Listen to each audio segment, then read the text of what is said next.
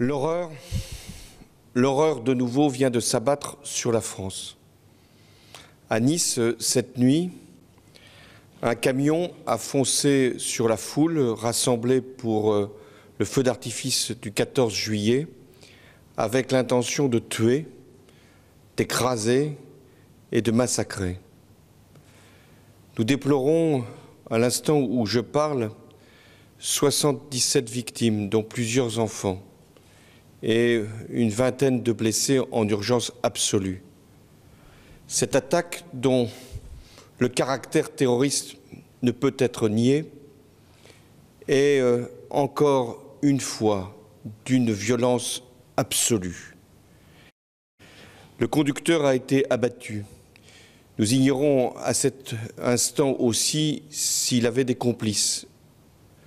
Mais nous faisons en sorte que son identification, qui va être vérifiée, puisse nous mettre sur ces pistes éventuelles.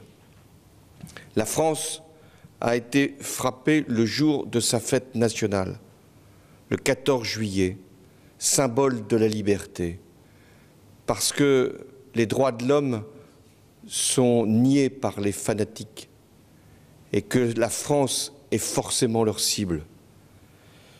J'exprime, au nom de la nation éplorée, notre solidarité à l'égard des victimes et de leurs familles.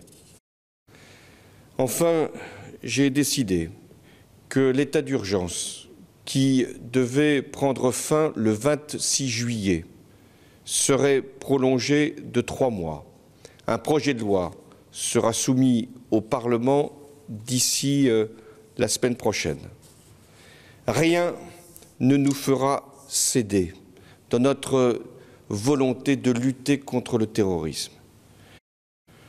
Je me rendrai avec le Premier ministre à Nice à la suite de ce Conseil de défense pour soutenir la ville, ses élus, dans cette épreuve et pour mobiliser tous les moyens nécessaires. La France est affligée par cette nouvelle tragédie. Elle est horrifiée par ce qui vient de se produire.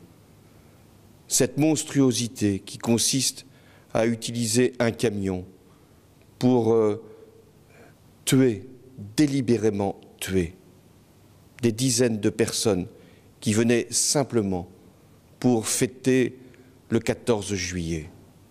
La France, elle est éplorée, elle est affligée, mais elle est forte. Et elle sera toujours plus forte, je vous l'assure, que les fanatiques qui veulent aujourd'hui la frapper.